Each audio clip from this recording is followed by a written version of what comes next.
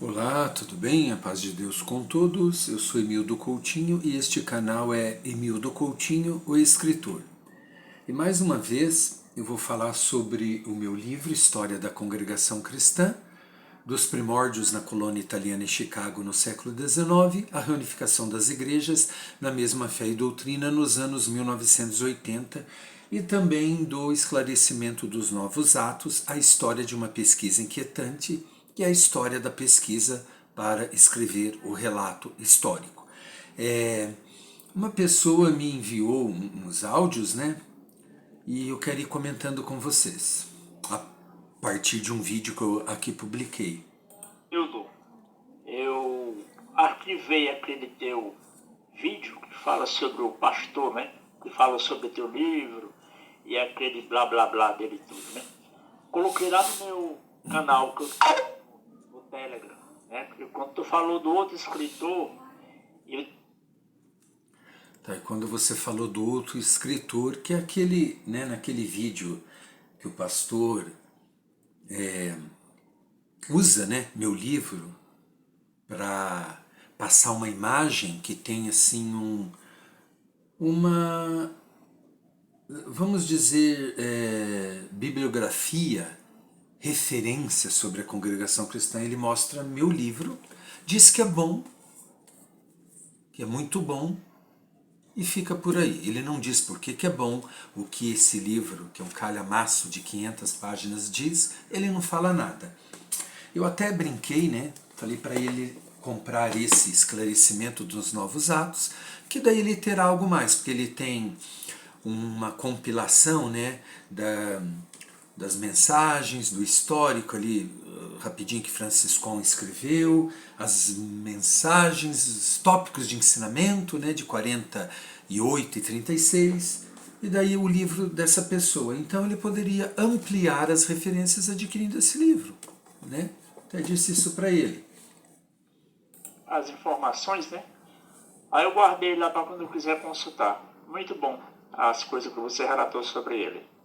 Ele conta a história muito distorcida sobre a CCB.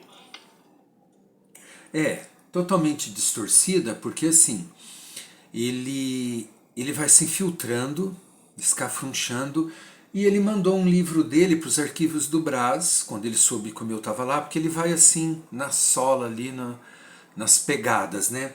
E o pessoal até olhou, leu, e quando chegou no final, que viram que ele diz que Franciscão não fundou a congregação, que fundou várias denominações. Essa versão nova aí dele eu nem li mais, assim, eu não sei. É um ou outro leitor que às vezes me manda partes, mas eu não li. Mas o fato é que fonte segura dos arquivos do Brás falou que quando leu o final ali, a conclusão que ele faz assim um Frankenstein, como eu já falei aqui, né, e um youtuber fez uma brincadeira sobre isso. Ele pega texto daqui, texto dali, monta tudo, porque ele não escreve. Aí ele faz uma conclusão lá, e essa conclusão é que Francisco não era da CCB, morreu brigado com a CCB, nunca, enfim, umas coisas absurdas, assim, que só na mente dele, né? E sinceramente eu já queria virar essa página, né? Só que as pessoas falam, comentam e eu tô gravando, né, um vídeo por dia, então eu uso como pauta, né?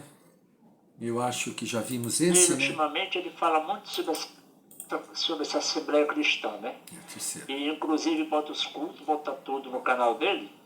E ele anda dizendo nos quatro ventos que o fundador da CCB é o irmão Pedroso. Pedroso, que já foi refutado por outros irmãos antigos, né? Dizendo que é outro, é o Mesmo quando é, mesmo quando a pessoa quer atacar a CCB, ela reconhece que foi Franciscon que fundou, porque não se sustenta, é um absurdo, né? Aí fala do Luiz Pedroso e depois. é o irmão, o saudoso irmão Felipe Pavan, né? Mas o que é fato, que se sabe em todo mundo, aonde se consultar, que quem trouxe o testemunho, quem fundou aquilo, como era conhecida a Igreja dos Italianos em 1920, foi realmente o irmão Luiz Franciscon. E tem gente que deixa se levar O último áudio. pela má informação, né? Lamentavelmente. Recentemente no grupo tinha gente assim e eu refutei lá. É, a pessoa deixa se levar porque não leu, né, meu livro. Várias pessoas que leram dele, depois primeiro vêm até mim, ela fala, meu Deus, né, como que é diferente o texto, a qualidade, o profissionalismo, enfim. Só que tem aqueles, né, que caem na lábia dele, e assim, por motivos até assim, mágoa com a congregação, não é convertido, tem resquícios aí de coisas, e daí vai pro lado dele, isso é normal, esse é o público dele, né? E ele não pode romper com a congregação, ele continua falando e tal, porque o público dele são pessoas que saem da congregação, né, o que é chamado de desviado, ou aqueles que ficam assim mais para lá do que para cá, é o público dele, né, e vai na falácia dele. Mas assim, aconteceu algo com um youtuber aí que eu tinha certeza, falei, um dia alguém vai descobrir o fanfarrão que ele é.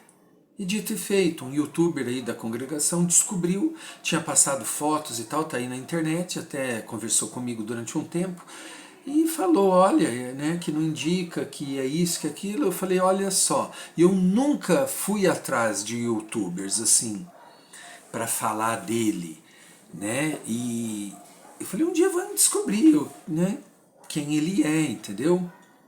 E muitas outras coisas. Bom, a congregação cristã, então, quando ela foi reconhecida juridicamente, essas coisas assim, o Franciscão de fato não assinou o documento. Mas isso não importa. Não importa, sabe? Vamos começar até pela nomenclatura. A igreja de Chicago era Christian Congregation. Assim como na Itália, Congregazione Cristiana. No Canadá, uma bem ligado de Toronto, com ele era Congregazione Cristiana de Toronto. A partir de 25 ali com o cisma em Chicago, que era a Assembleia Cristã, e também tinha Igreja Cristã, era os dois nomes que mais a igreja recebia, eles não se importavam com o nome. Depois fizeram ali uma espécie de convenção que é chamada de igrejas não organizadas, né, ou inorganizadas da América do Norte, que é um nome meio esdrúxulo, porque Franciscão tinha tanto medo de organização que colocou não organizada ou inorganizada da América do Norte. E estava lá 70 igrejas, né? Aí já tinha a congregação cristã, igreja cristã e assembleia cristã. Para essas pessoas são ministérios. É uma convenção de igrejas, eles não entendem que é uma única obra. Por quê? Eu já tenho um vídeo aqui publicado, bem antigo, que eu digo, quem tem espírito de ministério, de cisão, de cisma, não entende essa obra. Porque os nomes eram diferentes, mas era uma obra só tentando se unir com medo da organização, de ter uma diretoria, e Franciscão sempre lidando com isso. Em determinada nação ele aceitava a organização, como aceitou no Brasil, só quando colocaram o nome diretoria ali por causa de fofoca, fizeram a cabeça dele, ele achou que tinha uma diretoria que controlava as coisas, porque nos Estados Unidos a diretoria ali, o que eles queriam era formar pregadores, e tem uma palavra do italiano, de um documento original que foi traduzido errado, é carte, traduzido para carta. Franciscão dizia, mostra-me a carta se eu fui acusado de organizar a obra no Brasil e na Itália e não organizar aqui nos Estados Unidos. Somente a carte poderia mostrar que eu estou errado, que carte é cartão, é um registro de pregador. Era isso que ele não queria nos Estados Unidos. Então, as coisas foram ficando ao longo aí das décadas mal explicadas. Então, para ficar mais no Brasil, já era o nome sólido Congregação Cristã, então era uma obra meio sem nome, Radunanza, Dunanza e Assembleia de Rio, enfim, que daí ficou Congregação Cristã de fato. E Radunanza já dá a ideia de congregação cristã no italiano, né, de congregação. Aí ficou, então assim, ele não estava aqui para assinar, não precisa ele assinar, daí com isso ele ele acha assim isso. E ele é tão assim, não sabe analisar documentos, que eu lembro que eu vi um vídeo, eu devia ter guardado aquele vídeo, que quando ele viu a carta que Franciscon trouxe em 1920 para vir ao Brasil, o timbre está assim, Assembleia Cristã, que ainda não houve o cisma. Então era Assembleia Cristã em Chicago. Ele foi obrigado a dar outro nome, e um nome bem assim, por Deus mesmo, né? Que é um nome bem apropriado para essa obra, congregação, que inclusive é um verbo, né? Então assim, a gente vê que tudo foi obra de Deus. Aí não tinha, ele estava na Assembleia, não tinha ainda congregação, não houve o cisma, e o timbre e dois, salvo engano, anciãos assinaram para ele vir para o Brasil.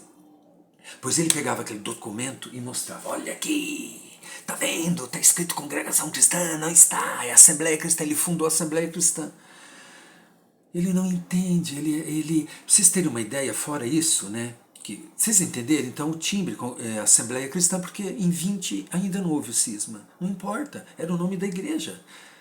Que depois Francisco se retira, e quando ele se retira e funda a Congregação Cristã, também não dá para dizer, ele fundou a obra começou do zero. Não, em outros lugares tinha outras assembleias cristãs unidas. Não importava nome, não importa placa. Depois eles dizem que quem se preocupa com placa somos nós. Então olha que incoerência, que paradoxo que essa gente tem. E outra coisa, ele acha que Franciscon, por ter nascido no Império Austro-Húngaro, que dominava ali a região do Friuli, onde ele nasceu, que é uma região italiana, que fez parte do Império Austro-Húngaro. Ele acha que Franciscon era austríaco ou húngaro. Era a mesma coisa de falar que o Senhor Jesus, então, não era galileu, ele era romano, porque ele nasceu no Império Romano. Está entendendo o tamanho da mente de um nécio? E daí ele confundia também Áustria com Austrália. Ele diz que o Francisco não falava italiano, porque é um dialeto, é uma língua, friuliano é uma língua, um dialeto do italiano. Porque a Itália, os dialetos são tão bem marcados que são como línguas. A minha avó falava o vêneto, por exemplo, mas tudo é italiano. Os nossos dialetos no Brasil, eles não são tão variáveis assim, o nordeste, o carioca, o gaúcho, o curitibano, enfim, não se compreende bem. Na Itália chega ao ponto de não se entender um ao outro. Uns dialetos tipo a Alemanha. A Alemanha, conforme o alemão, não entende o outro. Enfim, mas é alemão, é italiano, né? Então, assim, ele não entende de linguística, de sociologia, de história. Se diz historiador, né? Não entende, não entende. E aqui no Brasil ele faz isso e está tentando trazer essa Assembleia Cristã como se fosse a igreja primitiva e tal, um nome que de uma certa forma ele resgatou lá da Argentina, que não reconhece ele, não aceita ele, não quer contato com ele. E caso isso fosse verdade, porque Franciscon passou em 1909 pela Argentina, a obra desapareceu, ela reviveu em 16. E aqui em 16 já estava a obra crescendo, prosperando, várias igrejas. Não se sustenta, ele acha que tem um culto ali que nunca foi mexido ali na Argentina, que é os primórdios, assim, os princípios básicos, os marcos, ele gosta de usar. Falácia, falácia. As igrejas não tinham muito ordem, cada uma, até os inários das igrejas, cada uma fazia cópia e novos inários de acordo com o que eles queriam. Eu achei inários, por exemplo, da igreja de Indiana, no estado lá que agora eu esqueci qual é o estado, enfim, aí que tá, elas tinham tanta liberdade que se continuasse o que muitos chamam também de congregacionalismo, ia ficar igrejas diferentes uma da outra. Essa coisa de congregacionalismo também não encaixa. Igreja local, pode até ser, mas tentando se unir. Não tinha-se aquela liberdade de cada lugar refletir o evangelho do jeito que o congregacionalismo diz, embora há uma central, né, no congregacionalismo, vocês procurarem se entender essa forma de igreja. Não, a congregação ela é diferente de tudo e por conta disso as pessoas não entendem. É bem complicado, né? Quer entender? Leia esse livro, né? 500 páginas. Quer entender a pesquisa, como foi, muito interessante, muitas coisas aconteceram comigo, leia o Esclarecimento dos Novos Anos. Não quero fazer vídeo longo, é isso, fiquemos todos na paz de Deus e não demos ouvido a vozes estranhas.